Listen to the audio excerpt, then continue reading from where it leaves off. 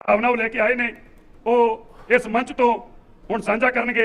ਮੈਂ ਬੇਨਤੀ ਕਰਦਾ ਦੇਸ਼ ਦੇ ਪ੍ਰਧਾਨ ਮੰਤਰੀ ਸ਼੍ਰੀ ਨਰਿੰਦਰ ਮੋਦੀ ਜੀ ਨੂੰ ਕਿਰਪਾ ਕਰਕੇ ਉਹ ਸੰਗਤਾਂ ਨੂੰ ਸੰਬੋਧਿਤ ਕਰਨਾ। ਉਹਨਾਂ ਸੰਗਤਾਂ ਨੂੰ ਬੇਨਤੀ ਕਰਦਾ ਸੰਗਤ ਜੀ ਮੈਂ ਫੇਰ ਕਹਾਂ ਗੁਰੂ ਤੇਗ ਬਹਾਦਰ ਸਾਹਿਬ ਜੀ ਦੀ ਕਿਰਪਾ ਇਹ ਅਲਾਹੀ ਬਾਣੀ ਇਹ ਮੇਰੇ ਮਾਲਕ ਵੱਲੋਂ ਬਣਾਇਆ ਗਿਆ ਐਸਾ ਅਦਭੁਤ ਨਜ਼ਾਰਾ ਦੁਨੀਆ 'ਚ ਨਹੀਂ ਦੇਖਣ ਨੂੰ ਦੁਬਾਰਾ ਮਿਲਣਾ। ਪ੍ਰਧਾਨ ਮੰਤਰੀ ਜੀ ਤੁਹਾਡੇ ਨਾਲ ਗੱਲ ਕਰਨ ਜਾ ਰਹੇ ਚਕਾਰਿਆਂ ਦੇ ਰੂਪ ਅੰਦਰ ਸਵਾਗਤ ਕਰਿਓ ਜੇ ਬੋਲੇ ਸੋਨਿਆ। ਸਤਿ ਸ੍ਰੀ ਅਕਾਲ। वाहेगुरु जी का खालसा वाहेगुरु जी की फतह।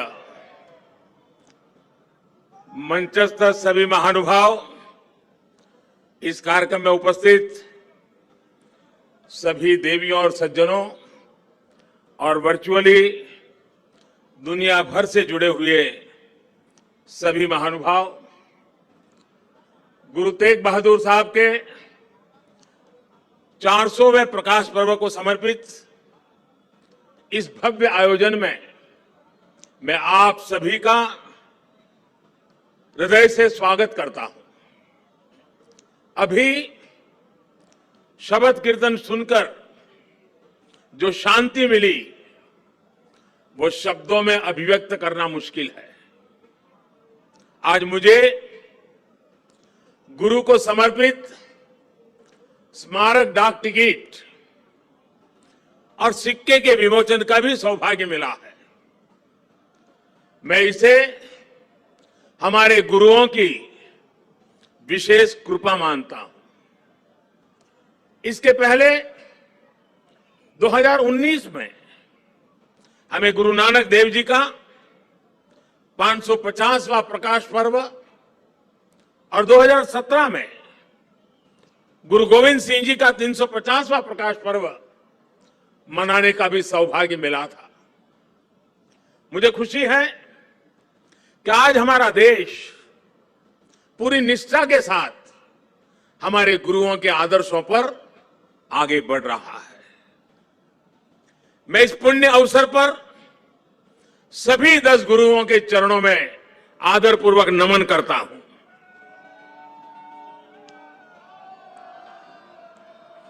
आप सभी को, सभी देशवासियों को और पूरी दुनिया में गुरुवाणी में आस्था रखने वाले सभी लोगों को मैं प्रकाश पर्व की हार्दिक बधाई देता हूं। साथियों, ये लाल किला कितने ही अहम कालखंडों का साक्षी रहा है। इस किले ने गुरु तेग बहादुर साहब की शहादत को भी देखा है और देश के लिए मर मिटने वाले लोगों के हौसले को भी परखा है।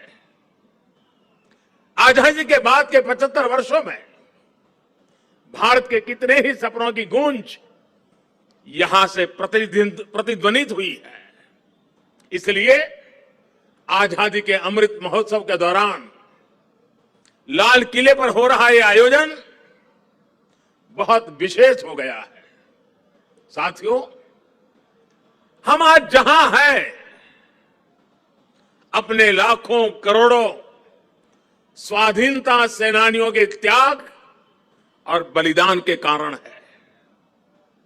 आजाद हिंदुस्तान, अपने फैसले खुद करने वाला हिंदुस्तान, लोकतांत्रिक हिंदुस्तान, दुनिया में परोपकार का संदेश पहुंचाने वाला हिंदुस्तान, ऐसे हिंदुस्तान के सपने को पूरा होते देखने के लिए कोटि कोटि लोगों ने खुद को खपा दिया।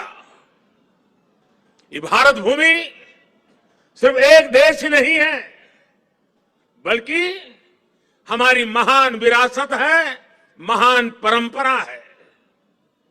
इसे हमारे ऋषियों, मुनियों, गुरुओं ने सैकड़ों हजारों सालों की तपस्या से सींचा है, उसके विचारों से समृद्ध किया है।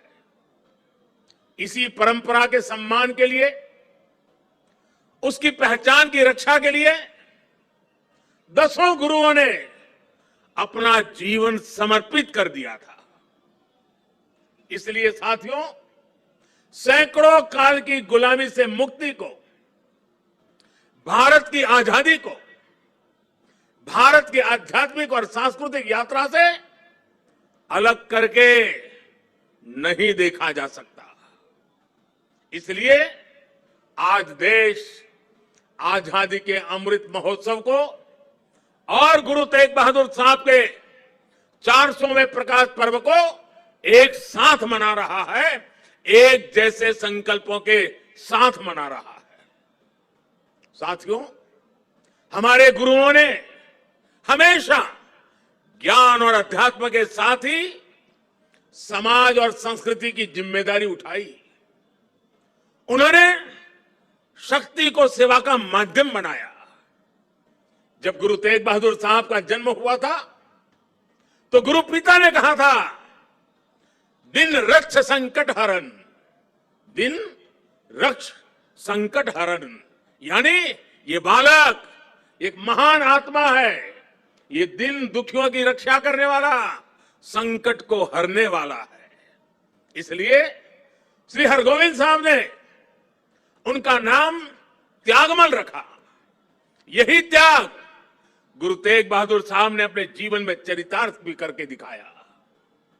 गुरु गोविंद सिंह जी ने तो उनके बारे में लिखा है, तेग बहादुर सिमरिए घर नव निधि आवे धाई, सब थाई होई सहाय। अर्थात गुरु तेग बहादुर जी के स्मरण से ही सभी सिद्धियां अपने आप प्रकट होने लगती हैं। गुरु तेग बहादुर जी का ऐसा अद्भुत आध्यात्मिक व्यक्तित्व था, वो ऐसी विलक्षण प्रतिभा के धनी थे। साथियों, यहां लाल किले के पास, यहीं पर गुरु तेग बहादुर जी के अमर बलिदान का प्रतीक गुरुद्वारा शीशगंज साहब भी है। ये पवित्र गुरुद्वारा हमें याद दिलाता है कि हमारी महान संस्कृति की रक्षा के लिए गुरु तेग बहादुर जी का बलिदान कितना बड़ा था। उस समय देश में मजहबी कट्टरता की आंधी आई थी। धर्म को दर्शन, विज्ञान और आत्मशोध का विषय मानने वाले हमारे हिंदुस्तान के सामने ऐसे लोग थे जिन्होंने धर्म के नाम पर हिंसा और अत्याचार की पराकाष्ठा कर दी थी। उस समय भारत को अपनी पहचान बचाने के लिए एक बड़ी उम्मीद गुरु तेग बहादुर साहब के रूप में दिखी थी। औरंगजेब की आतताई सोच के सामने उस समय गुरु तेग बहादुर जी हिंद दी चादर बनकर, एक चट्टान बनकर खड़े हो गए थे।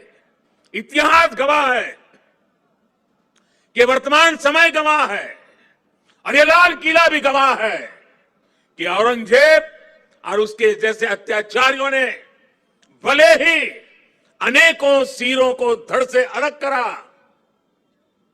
लेकिन हमारी आस्था को वो हमसे अलग नहीं कर सका। गुरु तेग बहादुर जी के बलिदान ने भारत की अनेकों पीढ़ियों को अपनी संस्कृति की मर्यादा की रक्षा के लिए, उसके मान सम्मान के लिए जीने और मर मिट जाने की प्रेरणा दी है। बड़ी बड़ी सत्ताएं मिट गई, बड़े बड़े तूफान शांत हो गए, लेकिन भारत आज भी अमर खड़ा है। भारत आगे बढ़ रहा है। आज एक बार फिर दुनिया भारत की तरफ देख रही है। मानवता के मार्ग पर पथ प्रदर्शन की उम्मीद कर रही है। गुरु तेग बहादुर जी का आशीर्वाद हम नए भारत के आभामंडल में हर और महसूस कर सकते हैं। भाई और बहनों, हमारे यहां हर कालखंड में जब जब नई चुनौतियां खड़ी होती है तो कोई न कोई महान आत्मा इस पुरातन देश को नए रास्ते दिखाकर दिशा देती है। भारत का हर क्षेत्र, हर कोना हमारे गुरुओं के प्रभाव और ज्ञान से रोशन रहा है। गुरु नानक देव जी ने पूरे देश को एक सूत्र में पिरोया। गुरु तेग बहादुर जी के अनुयायी हर तरफ हुए, पटना में पटना साहिब और दिल्ली में रकाबगंज साहिब, हमें हर जगह गुरुओं के ज्ञान और आशीर्वाद के रूप में एक भारत के दर्शन होते हैं।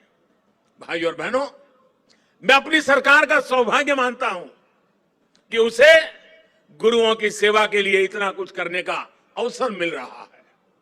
पिछले वर्ष ही हमारी सरकार ने साहिबजादों के महान बलिदान की स्मृति में 26 दिसंबर को वीर बाल दिवस मनाने का निर्णय किया है। सिख परंपरा के तीर्थों को जोड़ने के लिए भी हमारी सरकार निरंतर प्रयास कर रही है। जिस करतारपुर साहिब कॉरिडोर की दशकों से प्रतीक्षा की जा रही थी, उसका निर्माण करके हमारी सरकार ने गुरु सेवा के लिए अपनी प्रतिबद्धता दिखाई है। हमारी सरकार ने पटना साहिब समेत गुरु गोविंद सिंह जी से जुड़े स्थानों पर रेल सुविधाओं का आधुनिकीकरण भी किया है। हम स्वदेश दर्शन योजना के जरिए पंजाब में आनंदपुर साहिब और अमृतसर में अमृतसर साहिब समेत सभी प्रमुख स्थानों को जोड़कर एक तीर्थ सर्किट भी बना रहे हैं। उत्तराखंड में हेमकुंड साहिब के लिए रोपवे बनाने का काम अभी आगे बढ़ रहा है। साथियों, श्री गुरु ग्रंथ साहिब जी हमारे लिए आत्म कल्याण के पथ प्रदर्शक के साथ साथ भारत की विविधता और एकता का जीवंत स्वरूप भी है। इसलिए जब अफगानिस्तान में संकट पैदा होता है, हमारे पवित्र गुरु ग्रंथ साहिब के स्वरूपों को लाने का प्रश्न खड़ा होता है, तो भारत सरकार पूरी ताकत लगा देती है। हम न केवल गुरु ग्रंथ साहिब के स्वरूप को पूरे सम्मान के साथ शीर्ष पर रखकर लाते हैं, बल्कि संकट में फंसे अपने सिख भाइयों को भी बचाते हैं। नागरिकता संशोधन कानून ने पड़ोसी देशों से आए सिख और अल्पसंख्यक परिवारों को देश की नागरिकता मिलने का रास्ता साफ किया है। ये सब इसलिए संभव हुआ है क्योंकि हमारे गुरुओं ने हमें मानवता को सर्वोपरि रखने की सीख दी है। प्रेम और सौहार्द हमारे संस्कारों का हिस्सा है।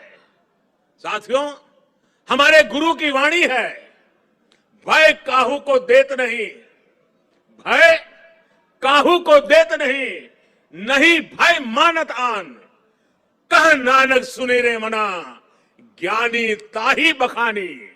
अर्थात ज्ञानी वही है जो न किसी को डराए और न किसी से डरे। भारत ने कभी किसी देश या समाज के लिए खतरा नहीं पैदा किया। आज भी हम पूरे विश्व के कल्याण के लिए सोचते हैं, एक ही कामना करते हैं। हम आत्मनिर्भर भारत की बात करते हैं तो उसमें पूरे विश्व की प्रगति लक्ष्य का सामने रख करके हम करते हैं। भारत विश्व में योग का प्रसार करता है तो पूरे विश्व के स्वास्थ्य और शांति की कामना से करता है। कल ही मैं गुजरात से लौटा हूं, वहां विश्व स्वास्थ्य संगठन के पारंपरिक चिकित्सा के ग्लोबल सेंटर का उद्घाटन हुआ है।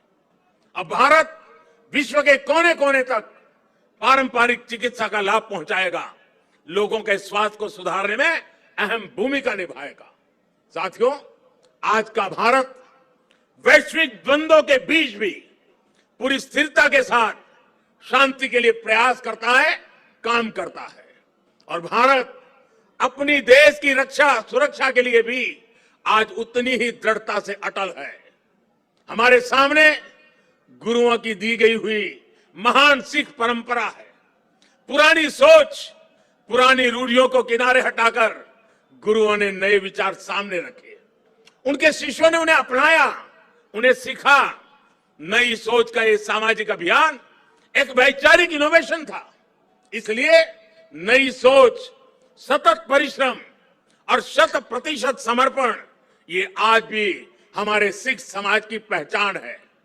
आजादी के अमृत महोत्सव में आज देश का भी यही संकल्प है।